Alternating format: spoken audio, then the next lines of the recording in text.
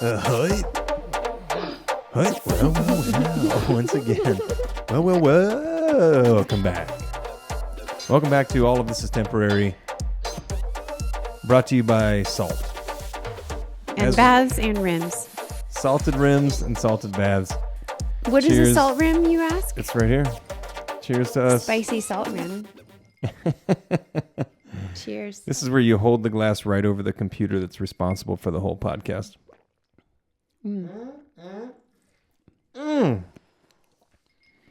We have got Mexico on the brain. We're feeling good. My skin is so happy. We just got back from Cozumel.com. Cozumel.com. If you don't know Cozumel, it is a nice, substantial-sized island at the tip of Mexico in Yucatan, in the state of Yucatan, or Quintana Roo, Mexico. Who was it that said? Mexico. Who was it that was arguing with you about the location of it? And he's like, "Is it halfway down?" And you're like, "No, This weird guy at the gym. This weird old guy at the gym. Mm-hmm. And you're like, "No, it's like down Central America." Yeah, he's Mexico like, goes, like the Baja side. No, no, not the other opposite side. Oh, the Yucatan. Gulf? The Gulf of America? Kind of, but a little further down, the Caribbean. Really. And he didn't know what I was talking about. I said, it's kind of near Guatemala. He was like, it was like he never heard of the country. And you're like, wow, Americans are stupid. You know dumb. what? I would like to dedicate this podcast not just to tequila, but also to the R word. I mean, I'm so happy we have the R word, the retard word, back. No, I know what it is. Yeah. I use it. I use it all the time, and I use it. I think I need to be a little bit more censored when I use it, but I just feel that it really encompasses so much in so many moments. In your personal life? Yeah. I mean, I don't call myself a retard, but I call other people retards a lot. Yeah. He's really the only one. No. I'm just a brown-skinned retard. What can you do? No. I'm the retard in this couple. That's for sure. You know, we're both retarded from time to time. We do retarded things. And yeah. we're about to prove it by posting all of this horse shit on the internet. We just killed 7 days of magnificent diving and chilling and eating great foods and doing... I really think that the best thing about one of the best things about scuba diving is the salt baths. It is 2 hours a day because you get on a boat, you take 2 1-hour dives. 45 minutes to an hour, depending on your air usage. I became Jules's new girlfriend because we shared air. That's the instructor. And if I shared air with him last year, so we're both. I guess he's moved on up. We're a throuple now. But I think there really is something to spending 2 hours a day at depth. So the first dive is usually around 90 feet down, and you're down there for probably 20 minutes of the dive, and then you slowly work your way back up. A nice dive profile starts up top, drops down, and then it works its way slowly back up. And then you finish somewhere around the 50 feet, 60 feet mark, and then you go up and do your safety stop and then go to the top. Do you want to hear something? Can I interrupt you for a second? Yeah, all you want. So I remember this from my training a little over a year ago, and we saw the chart like you just did with your hands when you're dropping in. I never processed it. I never processed it until you saw this my watch. trip. Nope, until this trip. It was, I think, the second to last dive, and I noticed. I don't know. There was just a realization inside of me, and it wasn't worth voicing. But I was like, "Oh, we are slowly going up. Obviously, we are slowly going up." Yeah. And yeah, there are these different. Yeah. I don't know. I think that's cool. Now you're bringing it up. Oh, no, you're coming online. I love watching you get better at diving because the more you do it, the more you start to recognize what's happening and sort of be aware and in control of the experience instead of being trying to keep up and just trying not to die down there, essentially. Well, I mean, I had a very close encounter. I mean, not near death, close encounter last year, but it was a little bit scary. It was scary for me. I mean, it was definitely a pretty, it was scary. Yeah. Well, this time you also brought it right down to the limit, but this time you were aware of how much air you had left. You told me, hey, I'm going to do my safety stop. I'm at 500 PSI, which is low on air on a shallow dive. So you were totally good because it was our second dive. So we were in the shallow dive. You know that as you go up, the air expands in the tank. So you'll have more to sip from. You'll be able to spend your 3 minutes at 5 meters of depth. This is the safety stop sign. You said to me, hey, I'm low on air. I've got 500. Did I really? And I'm going up. Yeah, you go, nice. I'm low on air, this is the sign for low on air.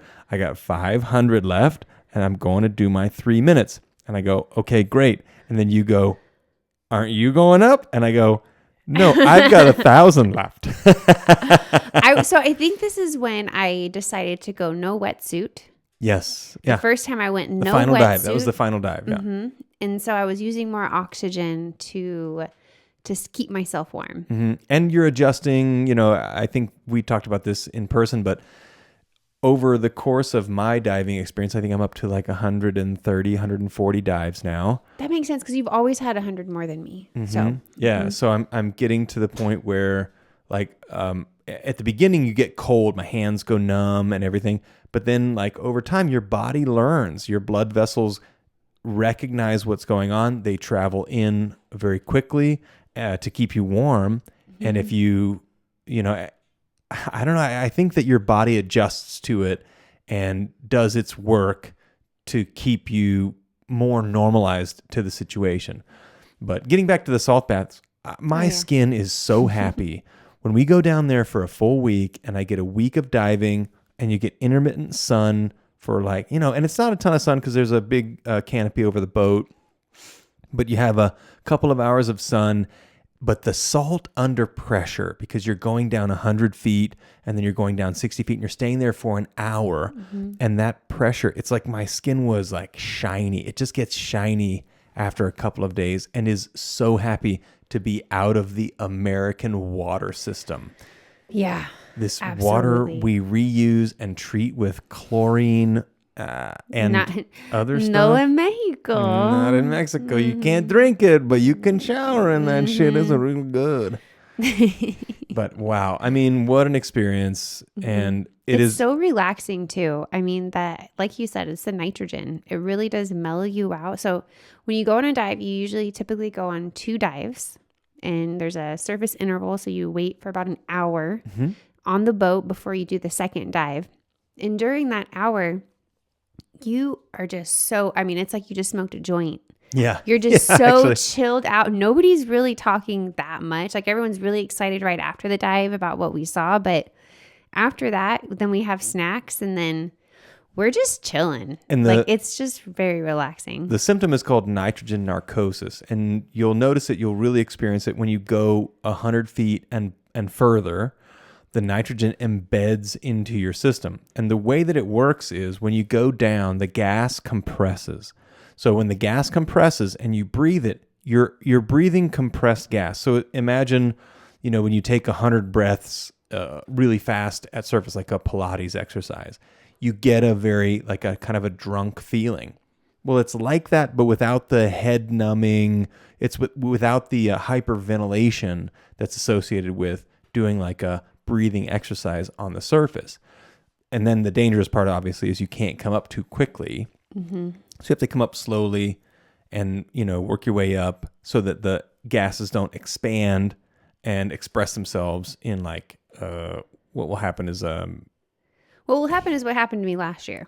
Well, you didn't have, almost. And I think a lot of divers have experienced a mild case of this. The malaise, the bends, a mild case of the bends. That's nitrogen toxicity, where you've gone up too fast and it expands and then it embeds into your tissues and it tries to get into your organs. Yeah. Yeah, that's what it was. But mine was very mild. It was more of like a warning because what I was doing is I was going up and down because I was still trying to figure out my buoyancy. And so I would sometimes drop to 30 meters and then I would realize, oh shit, everybody's way up there, put a bunch of air in, and then I would go up to like 20 meters, Yeah. which is just insane. And then you got to get back down. And I just kept on doing that. And then I remember getting out of the boat. I felt drunk trying to get out of the boat. I could barely even get myself out. And I'm usually very strong and it's not too difficult, but I had trouble getting out. And then I took all my equipment off. And if you remember, I didn't say a word on that boat ride. I was quiet. You did once you said, "I don't feel right." Yeah, once it wasn't going away. I was like, something's not right. That was my cue. When you said something's not right, okay, now we're going to talk to somebody else. And they got you hooked up to oxygen right away and got you, basically just put oxygen in because that's all they can do on the boat. And then we hustled back. They called the ambulance. The ambulance was there as soon as we got off the boat. They got you in, checked your vitals. Your vitals seemed good. And once you got a little bit of liquid into you, it was hydration. Yeah. And I can't remember if they gave you a snack, like a little bit of sugar or something. Did they give you anything to eat? I don't remember. I definitely remember was getting just water. Hydration. Mm-hmm. Yeah. And then you started feeling better. And that's good. That's a very strong sign that you went very close to your no decompression limit by going up and down a bunch. And that's one of the things that can cause the nitrogen toxicity. I was never looking at my depth. I didn't even know that was an issue. And ever since then, like it won't happen again. I'm very cognizant of it now. But shout out to the medical healthcare system in Mexico. They brought me back different than here, that's for sure. Guess how much I paid for that ambulance care? Was it $9,000? Zero. Because you didn't take the ride. $0. Yeah, I had the option to go to the hospital, but I was starting to feel better. I said, no, I think I'll be okay. I was unemployed and had no insurance at all.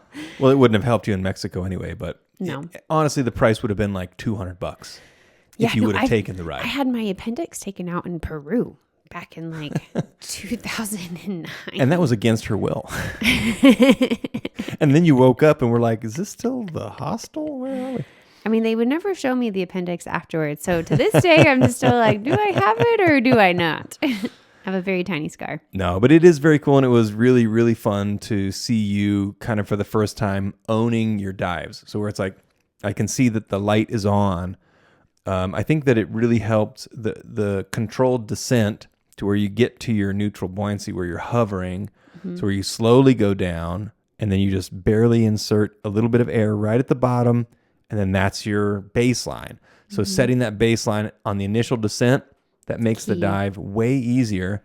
But it also helps that, you just get so many dives under your belt and you start going, okay, I'm starting to understand this.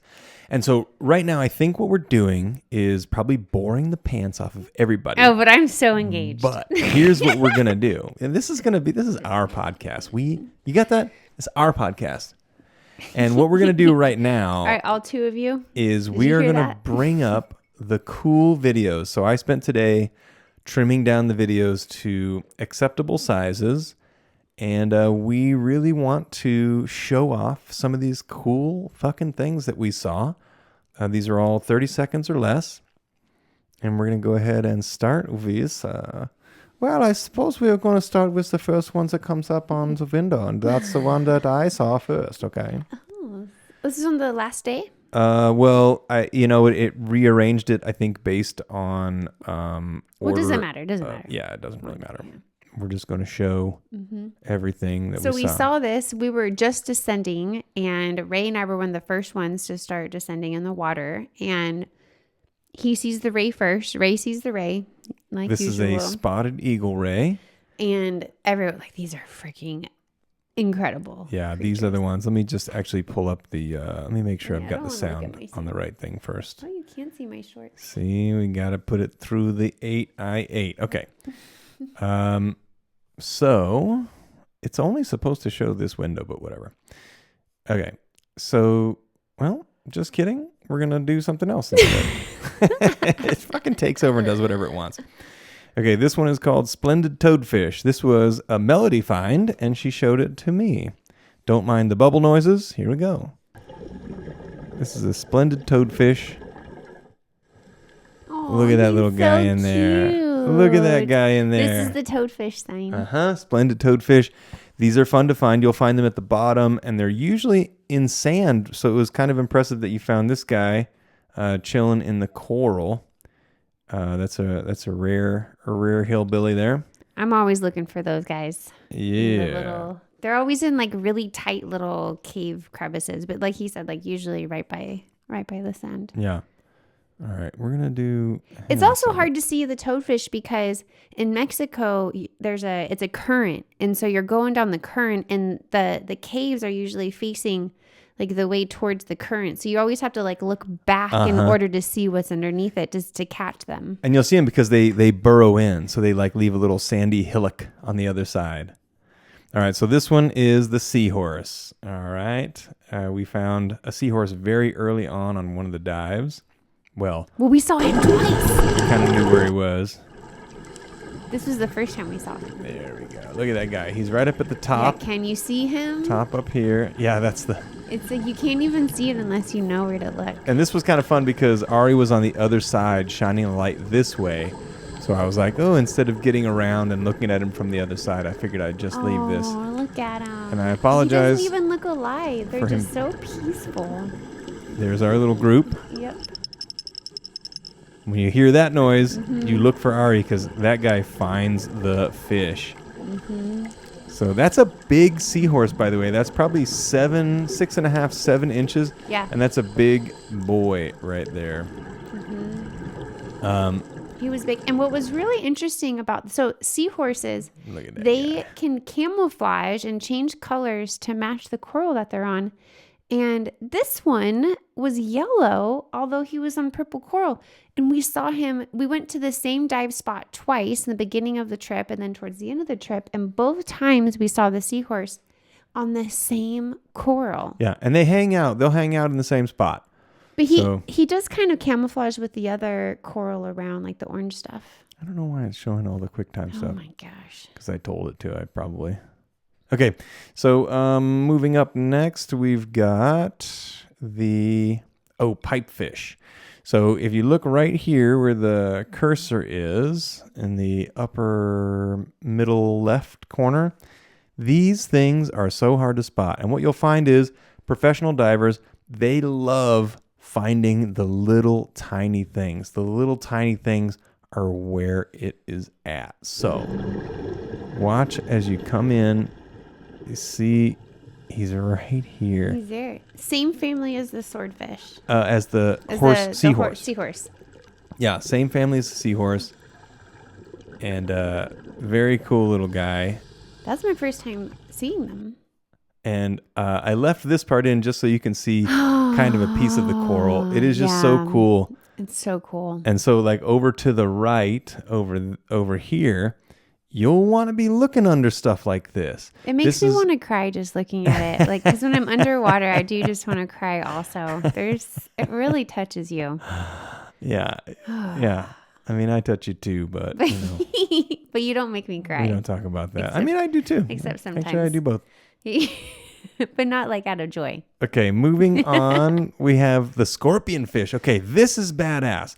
So look right in front of where his camera is, where the light is right here. This fish is actually fairly large. This fish is probably 8 or 9 inches long, and they camouflage in like nobody's business. Let's see if you can see where he's at. He's facing the camera. This is one eye. This is one eye. And this is the whole fish. I mean, I barely even see it. Like he looks like he's so hard to see. It looks like a rock. That's exactly right. I have found one of these on my own. Okay, so how do you find it? This is one eye, and the other eye is on the other side over here. His mouth is down here, and the tail is way back here. So obviously he is hiding on the other side of some seaweed on the bottom. But these things, I have found one in Honduras, and when I saw him, he was big. The one that I found was like a foot, and it's like you just can't see them until it just jumps out at you, and then you go, oh, right there they are. Okay, moving into the night dive. Hey, so we got one octopus. Hold on. Yeah. Before we play, okay. One of my favorite things about the night dive is because it's so dark that when you shine your light, you get the full vibrancy and colors of the coral, whereas in the daylight it's a little bit washed. That's kind of what it sounds like underwater. Yeah, you do actually, because when you're down that deep, the red disappears first. Actually, in order of the rainbow, the colors start to disappear as you descend, because the light can't make it through the water. So when you're in the night dive, you're illuminating everything up close. So you get the true colors of the coral. So good point. All right, and this is octopus number 1. You can't miss him. He's in the light up here, up at the top of the screen. I mean, you can miss them if you don't know what they look like. Yeah. Now you see his leg moving there, one of his tentacles moving. Now I'm right on top of him. And this one doesn't color change quite as much as the next octopus that we show, but this is a great view. I just love how their eyes are right there at the top of their heads, and they just like slink along. And he's breathing in. You can see his gills opening and this closing. This was towards the end, because he was swimming around with us for a while. This was towards the end, wasn't it? Oh, there he changes. He's changing to green. He went from purple to green, so he's trying to blend in with the colors around him. He's trying to disappear. Oh, look at that. How cool are those little beasties right there? Oh, they're freaking mesmerizing. So very cool. All right. I'm going to shrink down our window. Now I'm getting sad because I want to go back. It's just like that. Like, we're going to go down there for a month. Okay, what do we got here? Oh, fast swimming nurse shark on this shot right here. A couple of sharks. These are like sucker fish with teeth, so they can't really bite you unless they latch on, and they can latch on and like suck your skin in and then give you a bite. But really, they're like little guppies. We get very close to them. So here he is, upper right hand of the screen. See him swimming. To center, just kind of on the move. We don't see them swimming too much. We see them often in the caves. But it's cool to watch them swim. Yeah. I just figured that was a good shot. The Caribbean is just so friendly. Like, the sharks, nothing's dangerous there. Unless you touch it. Yeah. And you just can't touch anything. Oh, okay. This is, this I named Moray Puffer. So, first up is a moray eel that was out and about. Wait, is this the big puffer I missed? No, look at the moray. Look at this guy. Oh. Look at him. Look up at me. Watch in a second. He gives me a good like, hey bud, I see you there. They're so I see you there. Oh. And they're pretty blind, so they're going off a smell. But very cool, big green moray. And then there's a big puffer over here, which are my favorite. I love the puffer. Look at him, and the little fins and the big eyes. This one doesn't have. This one doesn't. Yeah, that's why I put him in the shot. This one doesn't have the green eyes. I don't think I saw this one. No, but I do. That may have been on one of the days where you were not diving with. Oh, can we wait? Can we go back? Nope. We're gonna go. Moving on to jellyfish. I love the puffers. This I've got a really good couple of shots. Day 1. So I took the shot of the jelly. That's you up there, popping your ears and coming down.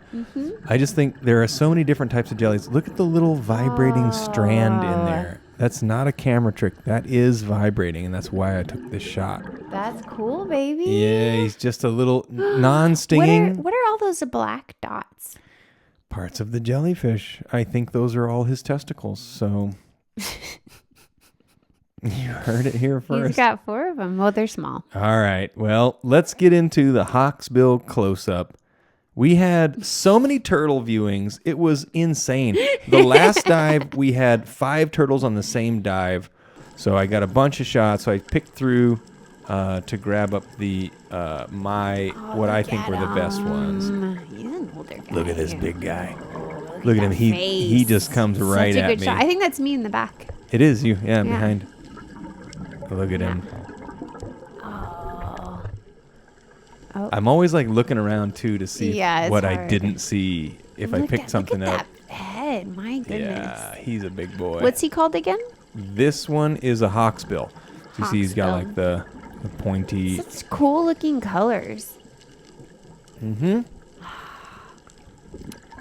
Man, good. These turtles, they cannot be bothered. They just don't care that we're there. They just keep living their lives. Yeah, doesn't give. They don't try to hide or. They're just chill. They're just the chillest. Called does not care. All right. What do we got here? Oh, another hawksbill turtle. Oh, is this one I'm dancing? Is this us dancing? No, but I did get that one. Okay. Okay. But this one I think has a pretty good close up too. Is this a hawksbill? This is a loggerhead. I got it mislabeled. Look at this guy. Oh, he's young. He's a young one. This was the dive that you were not on. And the dude Yeah, I was going to say, why is he clapping his hands like that? I think he was trying to swim backwards. Oh, okay. I don't think he's like doing the Trump maneuver. Let's see here. Next up, we have... Ooh, look right in the center. Remember I tried to show you these? Those are the harlequin pipefish. And this is a very rare find. I love finding stuff that's rare. I didn't know what I was looking at. I thought I was looking at maybe an octopus tentacle, and then I thought it was the same kind of starfish that I found last time, which is this really long appendaged starfish that moves quickly and changes colors. And then I realized it's two snaky looking guys, and they are called harlequin pipefish, and they're in a pair, which is very rare. Well, because there's a full moon. They're making babies. They're married. It's made. Yeah, each married. They're married. So here we go. Look at these guys in there. Two harlequin pipefish. So these are also in the seahorse family, and that was as good as it got. I don't know how you saw that. I mean, like that massive coral reef rock thing. I swam over and saw two striped beings in there, and I said, "Let's take a look at that and see what's going on in there." All right, up next we've got a green turtle. So this is a different turtle species floating around. Look at these guys, are very cute. I like the camo on the shell. The green turtle has a very camouflage, and they have a small head, a small spotted head. Yeah, you can barely see them. Yeah. I just love how they swim. It's so majestic. Yeah. He's a nice. Like the camouflage is incredible. If you're not looking right at him, like you just don't see it. All right. And what else we got here? The sea is so cool. I got a green turtle munching. Okay, so the fun part about this is watching him hit the coral and pull pieces off and then just chomp it down. So this is pretty fun.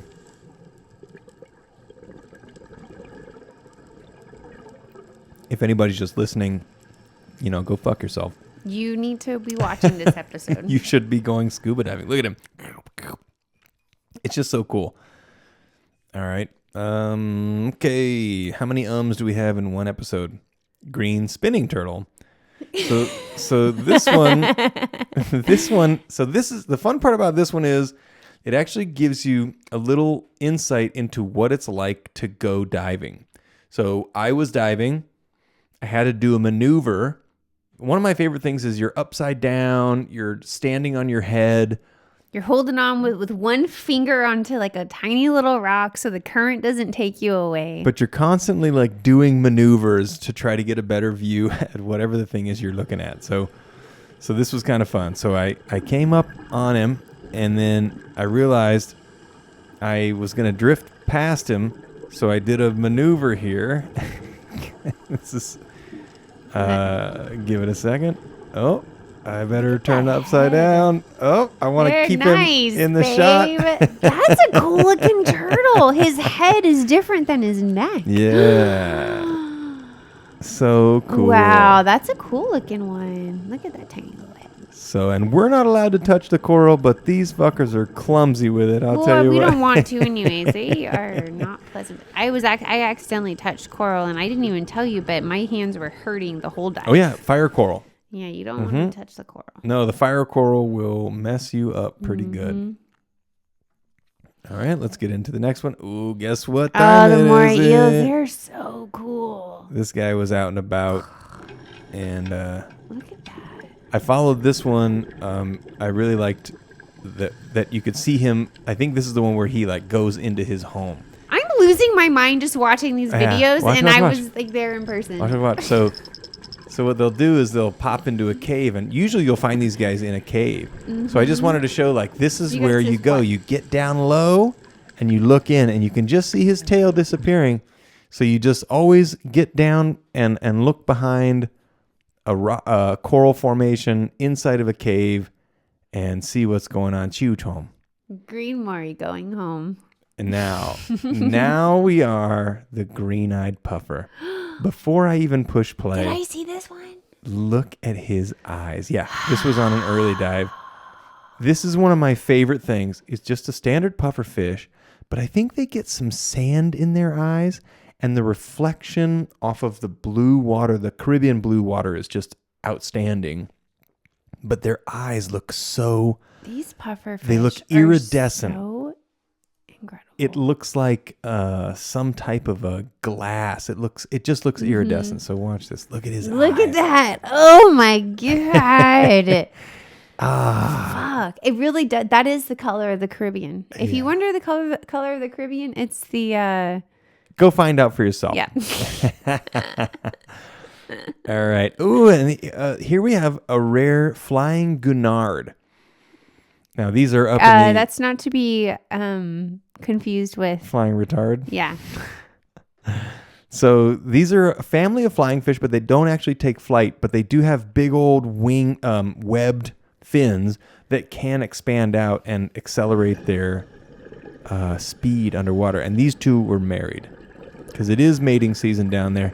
But look at these guys just scooting along the bottom, and that's Ari. Okay, so I didn't get this angle because I thought they were pufferfish, but no, you see now them? that I see this angle, my goodness. They look like puffers, but they've got these super long fins that are webbed. Very cool Can stuff. we zoom in? I don't think so. Oh, we can do that on it'll our mess everything up if I do.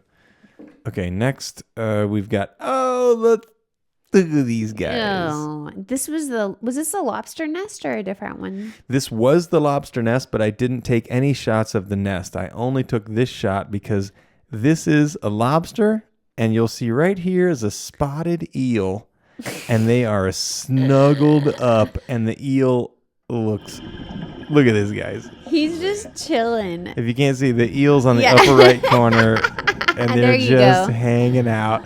And the funny thing is, this eel's like, all right, I'm protected. But on the backside of this piece of coral, his tail was totally sticking out. This eel, it's always like that. The crazy thing, so for our viewers, this rock, see how there's like holes in a rock? In the rocks in the sea, there are like holes all over. In this particular one, this is coral. This is actually a sponge. A sea sponge. Mm-hmm. There were lobsters stuck in every single hole in the sponge, and sometimes there were 2, 3, or 4 stuck in one hole. There were like 7 lobsters. Who knows how many were inside there that weren't sticking out? There were like 7 lobsters in like a 10-foot area. It was kind of disgusting because like lobsters they're like the cockroaches. It's pretty cool though. We did see. We also saw one very similar mount, a little sponge mount, where there were so many eels. On one of them, we found it was like probably 7 eels hanging out in one very small area. Very similar to this. Also unheard of. Yeah, very cool. All right, what do we got here? Oh, a little drumfish. I took this because this is I like the drummerfish. This is a special fish. They're hard to find. Mm-hmm. We only saw one on the trip. They're easy to eat. I saw more than one. Oh, you did? Mm-hmm. I saw a bunch, but I don't call them out every single time. But it's this guy up in the top right there. They're so cool. And they're so tiny. When they're young, they're spotted, and their these their are the fins fish are that short. you see at like as the they get pet older. stores. People want to keep them in their aquariums because they're so cool. Look at that. But it's one of those fish that people love to see in the wild. It's just kind of a cool little guy. All right, what else we got here? So many videos. God, I could do this forever. This I called the green disappearing fish. Oh, this guy's fun. This was, I don't know what these fish are called. I didn't look it up, but I noticed that when you get close to them, they do this.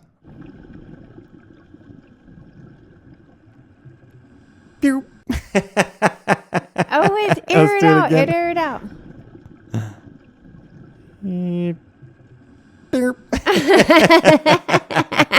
One more time.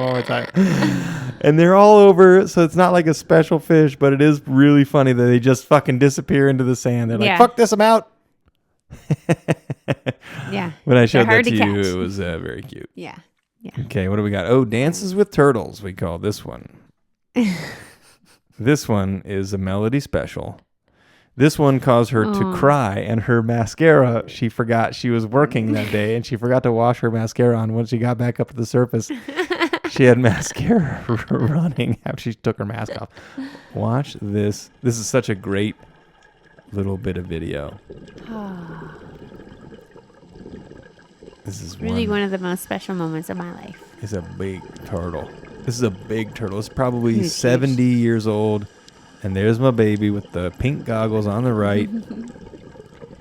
So we had just come through a swim now watch through. This. Watch how close you get. Like you are like, I mean. I could hug him. Yeah. I could have grabbed onto the back of his shell and gone for a ride. Yeah, we went through a little swim through on our twilight dive. And as we turn the corner, there's this guy. Oh, watch. He comes back for you. This is the part where you start crying because he came back and was gonna butt heads with you. If you would have been on the bottom, he would have tried to mount you. And then I go up. So I take a deep breath. So I go up a little bit. Mm-hmm. And he tried to come up with you. And he's got a little sucker fish up underneath him. And then I exhale so I can go down again. Yeah. Very cool. And this is probably just a short clip, but this went on for a good while. Yeah. And he just, even though there's people around, he just kept coming back. And maybe it was the way I smelled, but I don't know. I was feeling really fussy that day because like work had me all in like a certain way. And that just like after that moment, I was like, this is what matters. And that's why I was crying. And this is how you usually find the nurse sharks. So this was on a swim through at the end of a swim through, and the current was banging. So I put current shark on here because this is quick and it's hard to see him. But he's hanging out on the bottom, and I'm trying to adjust and be able to hang on because this was a pretty big shark. But that's it. That's all I could get a view of. And that's oftentimes that's what you get to see when you're underwater. You're just trying to keep up with the current and get a better view on whatever you're looking at without spending too much air. All right, another turtle. This is a loggerhead, I believe. Yeah. Look at this guy. Now listen to the snap, crackle, pop. You can really hear it. Listen.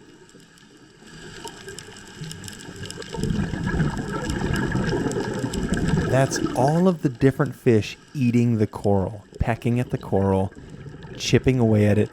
The coral feeds so many fish. It's really just, it's just really so cool to watch. I was talking to Robert today, my brother, and I'm really hoping that he gives it a go because, you know, it's one of those things. It's so special. Oh, there's my baby. Look how you're just like, I love this guy. Oh gosh, it's just so good. All right, looks like I want to cry right now. Getting towards the end. So beautiful. Bye-bye octopus. Now, on this video, you have to keep your eye on the octopus because he disappears into a hole in the sponge. Oh, you got a video of that one? I did. This is the one I found. But it's hard to watch him disappear. So, because I'm shaky and it's night and I'm trying to pay attention to lots of stuff. This poor guy was so scared. Yeah. I was going to swim away because I felt bad because I felt like we were scaring him. But you really get some good color changes on this. So, you see him in the top where the light is. Mm-hmm. He's color changing. Yeah. He's striped. I was scaring him because of my light. I was pointing. And look, now he's blue. Now he's spotted and brown. He looks like an elephant. And now he's starting to disappear into the hole. And if I had noticed that that's what he was doing, I would have stayed right on him. But I didn't notice that that's what he was doing. But you get a good view of it. He is disappearing into that hole. And if you keep your eyes on him, oh, it's all choppy. Boom, he's gone. Right then. Oh, I didn't know you got a video of that one. Yeah, you want to watch it again? Yeah, because his eyes were so cute. I mean, he was scared. But all right, watch him. Okay. So many color changes. He's striped, and then he's clear. Oh, look at those and eyes. Then he's spotted, He's looking at us going, fuck this. I'm getting out of here. He starts tucking into the hole. He's reaching in. More of the body is like, he looks like he's getting sucked into it. You can see his head right there. I know. I'm waiting for his head to go in. Then his head goes in. And then I come right back to it, and you see the rest of him disappear, and then that's it. Oh, my gosh. So before you came over, I was watching him for a minute, and he just kept going like in and out of being flat with the big eyes and then going into his regular shape and then going flat with the big eyes. So this is a dive-centric podcast, but we don't care. This is for us. So, all right, this one's called Boot Scootin'. Watch this. This one's called, I call this one, remember the boogieing eel we had? Just watch this. Just fucking zipping. This guy's on the move. He was swimming. I've never seen one swim so fast. And this is the side for that was cool. Yeah.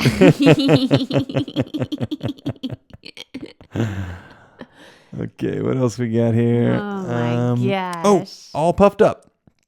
Thank God we both don't have GoPros because we would have way too many videos. Watch this. This is a pufferfish all puffed up, which is a rare visage. Ooh. Look at him. All spines Oh. out. That was just for you. That was just for me. He's all spined out. That was just for you. And when I found him, he was already spined out. So something had already freaked him out. It takes them a little while to get their spines back in. But check this. It's so cool looking. They're so cool. Just don't touch him. That's going to hurt. I love how they've got all the different looking. So this is camouflage. It's supposed to look like eyes everywhere. That way, because they go for the head. So if they bite here, they're going to get a spine right in their face. Oh, shit. That's right. It's one of the many Ooh, ways that makes sense. defending themselves. Oh, here we've got the three amigos. So oh, nice. I wasn't there on that dive, right? No, and I had already done my safety stop, and I was already low on air. So I said, all right, I'm not going to go back down again, although I should have, because I probably had 500 left over, and I should have just gone down. This is so rare. Like, sharks and eel do not hang out, but the they amigos do. These ones do. So if you look here, this is Ari still. He's one of our favorites. Oh, Ari, so great. So there's the eel coming out to say hi, and in here you can see a shark, and then there's another. There's another shark in here. And watch, Ari gives you the sign for. I'll look at him in a second. He'll look at us and say, 2 sharks, 1 eel. 2 sharks. Oh, he's obviously you can see the eel. So it skipped or something because of the connection. Oh, gotcha. But I love that 2 sharks, 1. But he does eel like this, doesn't he? And that is it, my friends. Oh, this is the million, and we're stopping that. Okay, so I gave you the remote. You can turn that bitch off if you want. Oh, I put it over there. So, actually, you know what? Leave it on, because guess what we've got? In a very special episode, we are going to also. We have a bomb with me. Are we going to do that this week too? We're doing it. You know what? We're going to do. Are you sure, baby? We've been an hour. No, we're at 43 minutes. You want to save it? I think we should save it. We can save it. This has been like the Mexico. I gave you the remote for a reason. I can't believe you got rid of it. Well, I mean, you also gave me the tape measure. So what did you? I got it. I can fix it from over here. What else did you want to do today? I think we should wait because this is, this was our scuba diving one, and I don't think I think people will shut out for. Well, then next week we've got a very special episode. A bomb with me. It was a good one. It was really good. We have so much to talk about. So things that I thought were. You know what? Actually, fuck it. We got 45 minutes. This was a scuba dive centric. Do you have anything else that you need to go over?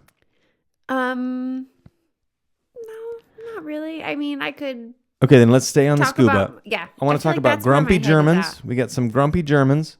What the fuck is up with people who don't know how to have a good time when you're at a place where a good time is being had? I feel like Die sprechen Sie Deutsch. I feel like the German language messes with your ability to have fun. No, I think so too. And also, Germans are self-conscious about their language because they know how it sounds. I had a lot of German friends when I lived in Germany. Yes.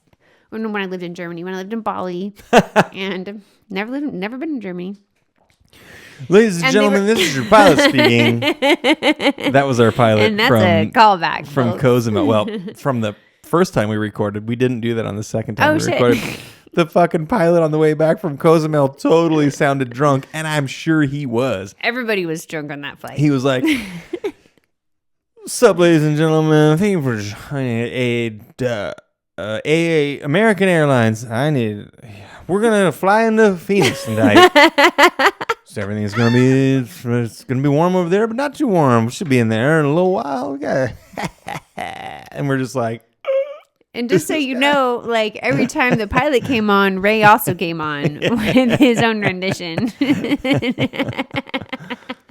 But yeah, anyway, the fucking Germans that were diving with us, the guy spoke some English. The girl obviously did not. But she seemed so pleasant. Like, I wanted to hang out with her. She seemed cool. Yeah. She was, like, playing around, like, hanging on the thing. And, like, I was like, oh, I love that shit. And he was frumpy-go-dumpy. And she was, like, teasing him and stuff. And he just never smiled. And she was, like, kind of frumpy before we went in for the first dives on, like, all of the trips. But then after the first dive, she was just, like, so happy. Because, like, how could you not be fucking happy after? Once the nitrogen kicks in. Oh, yeah. They said all the nitrogen. But also, like, I could tell that I think she brought him into scuba diving because I could tell she was, like, checking his gear and stuff before going in. Mm-hmm. Oh, okay. Yeah, he wasn't as on top of, like, checking her stuff, but she was checking his stuff. Yeah, and she was wearing thinner stuff, and he was more suited up, which is a very, like, it's kind of a telltale sign that, okay. Yeah, yeah. How amazing is it that you went less suited up? I've got that in my notes, too. Where you changed your tact and said, all right, I'm gonna try without you did one day with a shorty, a couple days with a shorty, then you went a full one and it still wasn't good. Because I was so cold. And the reason why I was cold is because I kept getting this cold air, this cold pocket on my back. Mm-hmm. And when I would feel it, it would make me cold all over and I couldn't warm up. And so after a few dives, I was like, fuck it. Like I'm cold anyways. I'm going to try it without it. And I was warmer without it. Yep. And it's 80 degrees. I feel like there's a thing to like let your body challenge itself to adjust to the new norm. But it's also like having like the even temperature all over. Yeah, true. And I didn't even really think about that. But when I mentioned about the cold pocket, both Ari and Gigi were like, oh yeah, like same. That's why we don't wear wetsuits because the whole body, once it's like distributed, it's a lot easier. Also, not to mention, it's 80 degrees under there. It feels so good. Oh my gosh. I love when you hit the warm pocket. When there's like sometimes there's a cold pocket, like, hey. But then you hit the warm pocket, and you're like, and you can see it. You can see the helicline or the thermocline in the water. You can see a distortion of temperature. It's really cool getting to feel, getting to understand or becoming comfortable or accustomed to things that you're seeing underwater and understanding what they are. I mean, if you guys don't scuba dive out there, you should. It is the coolest thing going, and it's so simple. It's my favorite hobby. You can't talk about it when you're under there. It's one of my favorite parts is you're down there for an hour, and you have to try to remember stuff and then talk about it later or catch it on video and review it on your podcast ad nauseum and make everyone... Or forget about it, and then you see something similar in the future, and then you remember that, and then you come up to the boat. But like, one of my favorite parts is like when you get up to the boat, to the surface of the water, and everyone's so excited and talking about what they saw. And even like we'll forget stuff, and then during the surface interval... 20 minutes in, someone will be like, oh yeah, did you see that thing? And it's like, oh yeah, we did. Because you're logging things for an hour straight. Yeah. It is really a good exercise for your memory. It's a good exercise. I can't say enough about it. I'm 45. I started really doing this a couple of years ago. And I kind of love that I waited until like my 40s to get into it. Because I feel like in your 20s, it's almost like you need to leave some stuff to still be excited about in the latter years, in the second half. And it's a good thing for the later years, for sure. It is so easy to be excited about and to appreciate the little parts of this, the quiet, the calm, the temperature. Some of those swim throughs that we did, on in the cave systems. I mean, they call it caves. It's not really caves. It's coral swim throughs. But they're these very big. When we went to Colombia, did you go to Colombia? We didn't. I was in Colombia, but I didn't go to Colombia deep. Deep, that's right. We did the Colombia shallow.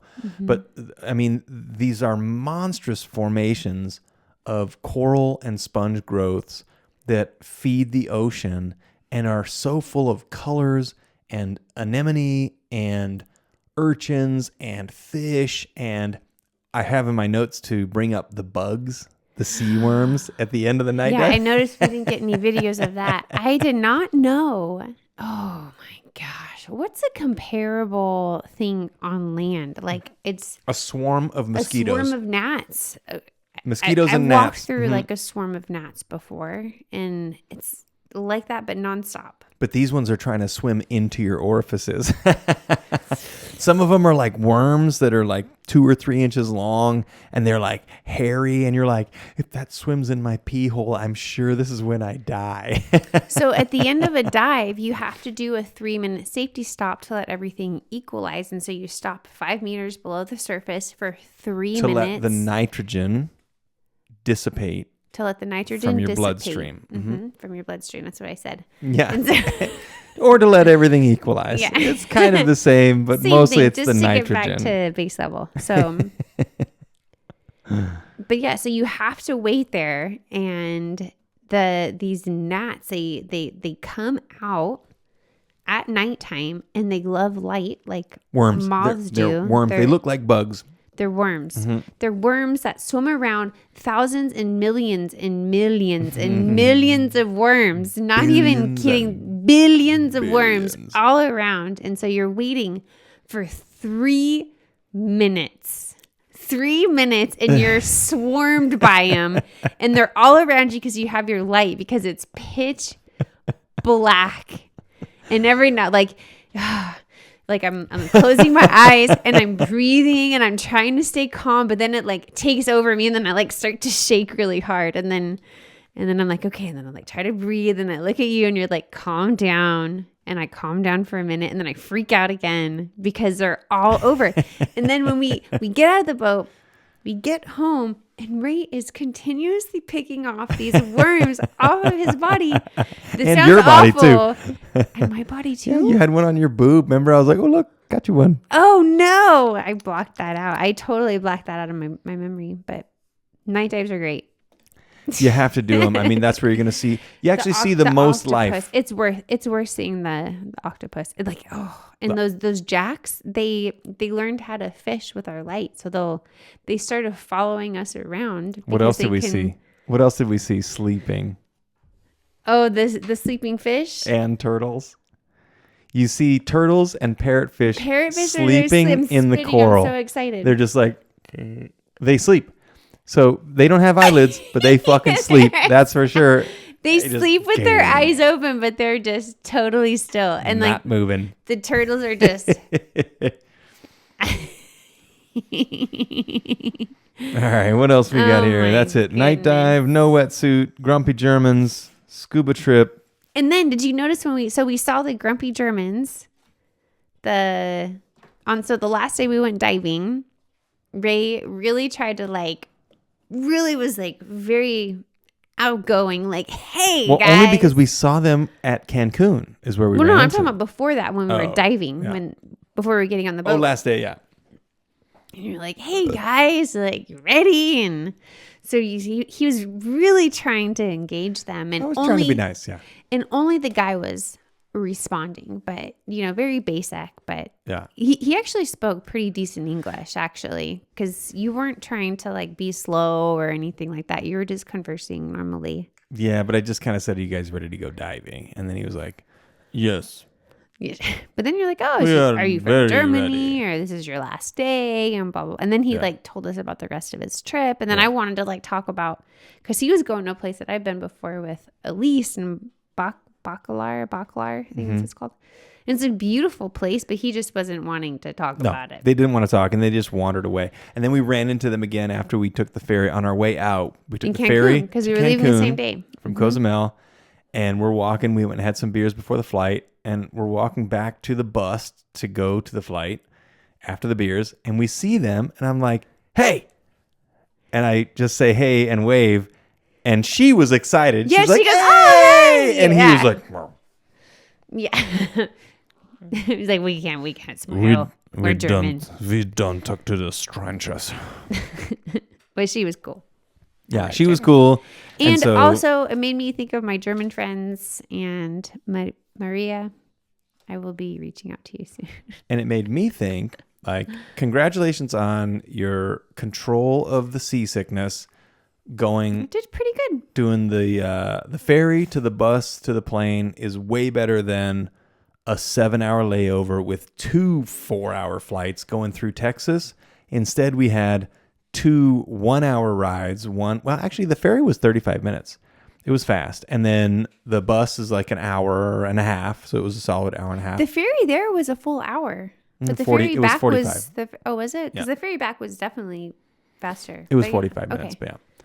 But yeah, it was fine. I got sick on the first one, but only because of like the reflection in front of me kept on weaving back. But where we were sitting, I was totally fine. But yeah, if you ever go to Cozumel, don't take the flight to Cozumel. Not from Phoenix. It's 2 flights, and there's a 7-hour layover. Is faster if you fly to Cancun, take the bus down, and then take the ferry across. Be brave. And good Lord, I hope Robert comes with us. I was so excited by that conversation. I only heard a little bit of it. Yeah.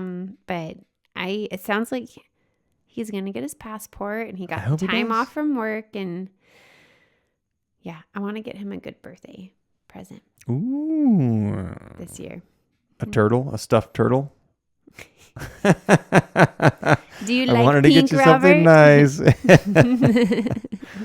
All right. Well, this has been totally dive centric, but you know what? We're not sorry because this is our podcast and you're just a part of it. And so we love you very much and get your certification and come scuba with us. So take the flight. It should be in the air for, a little while. And then we're going to hit the floor and the ground. And so, oh my gosh, we didn't talk about the crazy thing when we landed. We almost got booted for the London flight. What? Yes. As we were deboarding the plane, the stewardess jumps on and says, "Step lively, folks. There's an inbound flight from London with carrying 400 passengers on a jumbo jetliner. And if we don't hurry the fuck up, they will stop us deboarding the plane, back us out, let them off first, and then put us back in." And we were like, why is everyone taking forever to get off this fucking flight in the first place? I've never seen anybody book it faster than after that happened. But actually, I noticed by the time it got back to us, it started to slow down again. Yeah, she needed to do another announcement. It was fight or fight. I don't even know if there was an inbound flight from London. Because I saw it, I was like, because it was like slow. And then she was like, we are about to get booted.